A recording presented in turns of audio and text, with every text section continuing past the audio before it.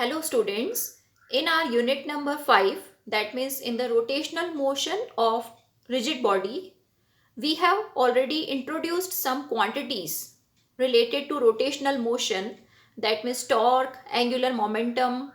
In the same manner, now the quantity which we are introducing today, that is moment of inertia.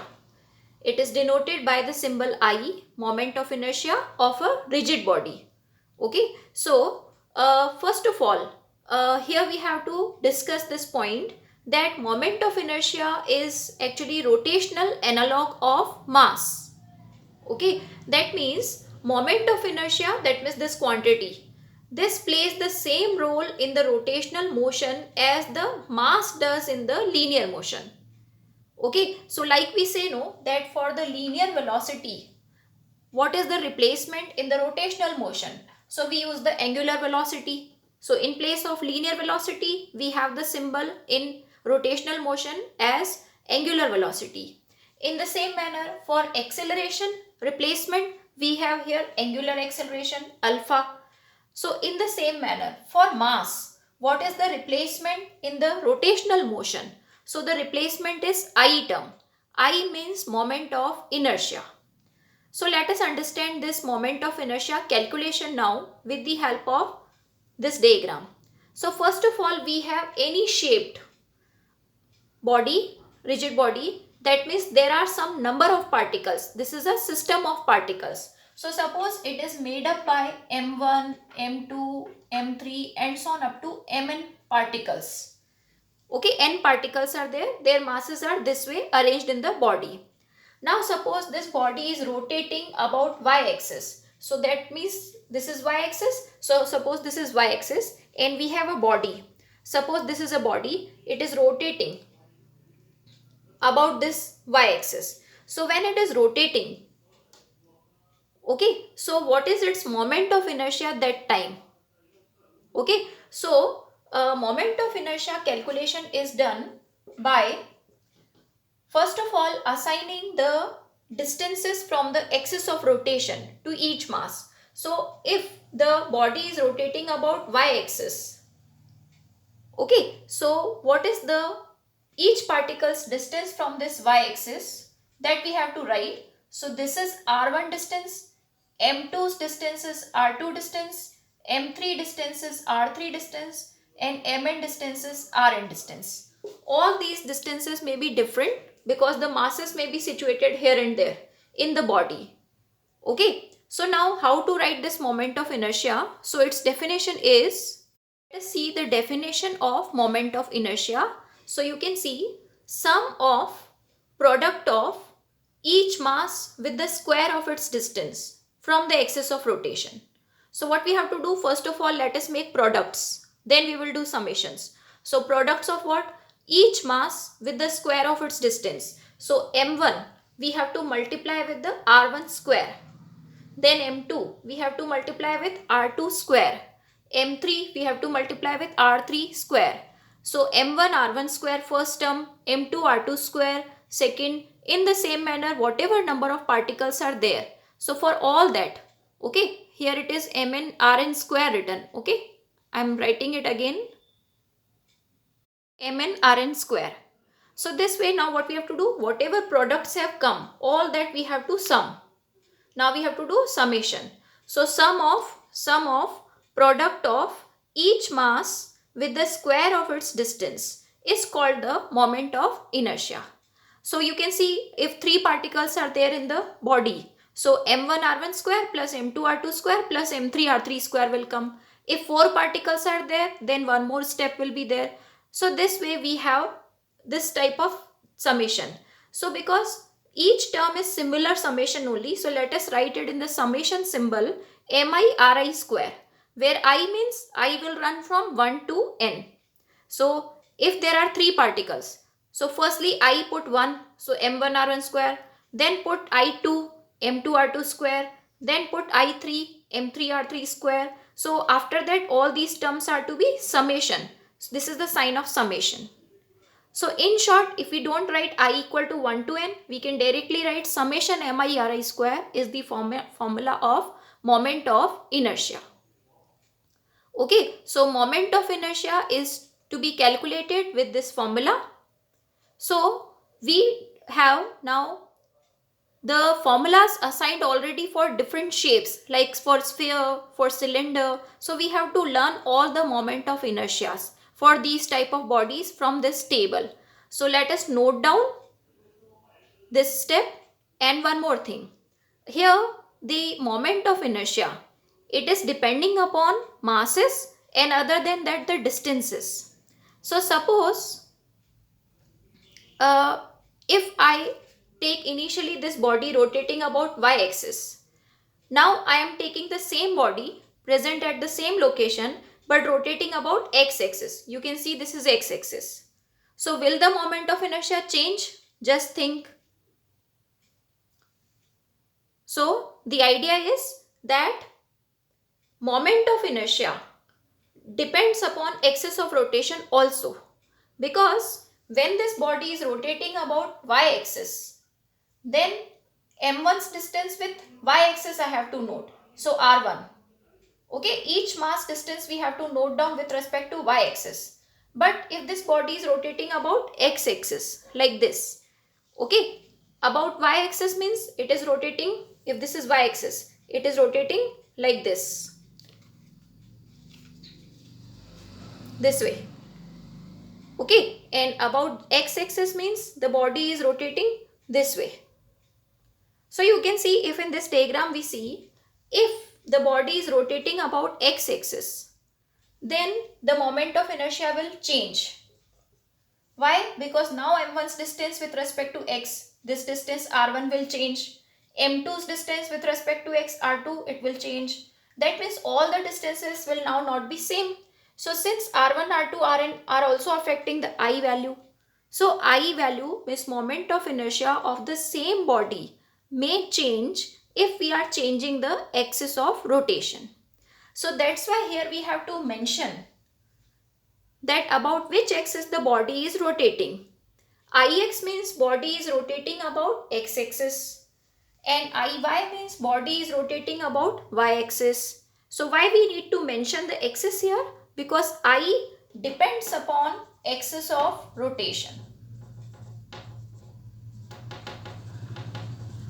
Okay, this is one very important point. So I depends upon axis of rotation. Okay, note down all this. Okay, now the second term related to this moment of inertia is radius of gyration. So let us first understand this term, and after that we will make a table of different shaped bodies. So let us start now. Radius of gyration k.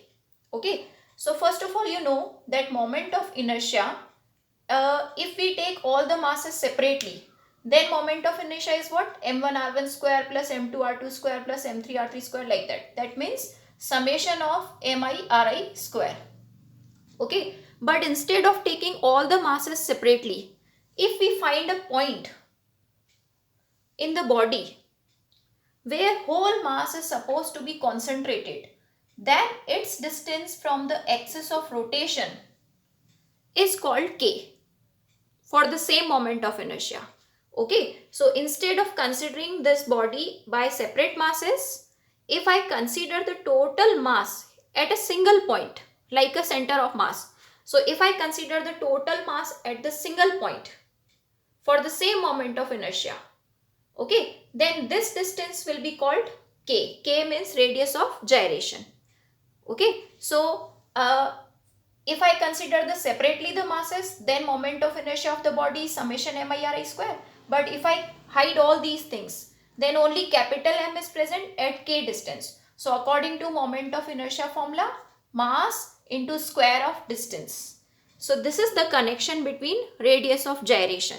So can we find radius of gyration from this formula? So yes, I by m also you can write, or summation mi ri square by capital M also you can write.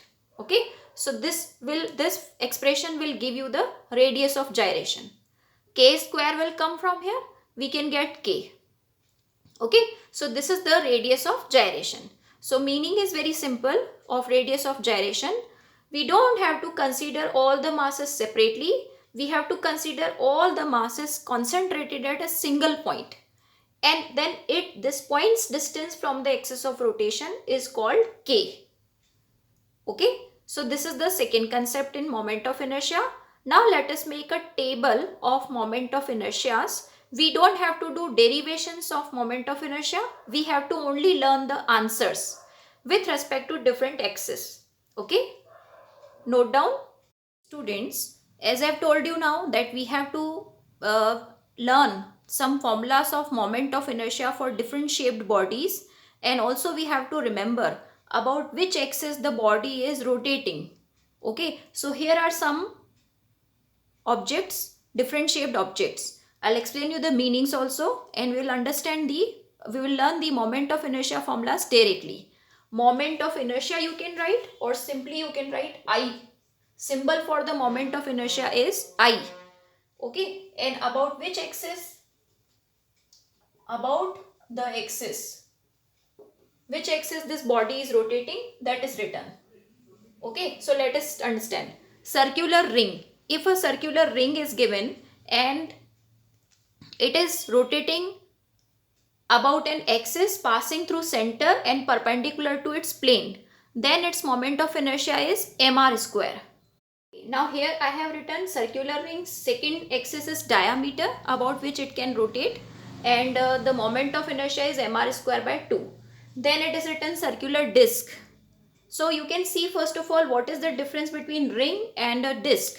See, the ring is in which only outline is there, and disc is in which the complete metal is there. This way. So if I explain you, see, this is the ring. Okay, and if I say it is rotating about an axis passing through center and perpendicular to its plane. So that means if this is the ring, one axis which is passing through its center and perpendicular to its plane is this. So it is rotating. Okay, and when I say that it is rotating about its diameter, so its diameter may be this way, and then it is rotating like this. Okay, so this way it is rotating. So this way you have to just keep an idea that about which axis it is asked. Now you have seen that this is the ring. But what is the disc? So it is a disc. It is circular, but it is completely filled with the metal. Okay, so this is a disc. So ring means only outline and disc means completely filled with the metal. So for this also you have to remember two formulas. So for ring case, first formula, second formula. For disc case also first formula, second formula. Okay, now the third object is solid sphere and hollow sphere. For solid sphere 2 by 5 mr square formula. For hollow sphere 2 by 3 mr square formula. Okay, then cylinder. Solid cylinder 1 by 2 mr square and hollow cylinder mr square formula. Then we can take a thin rod.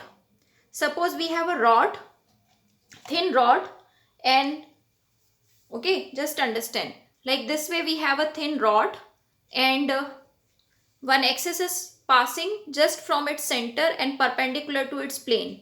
So that way the formula you have to remember, ml square by 12. L means the length of the rod. Here everywhere the R means radius. Capital M means mass, total mass of that body.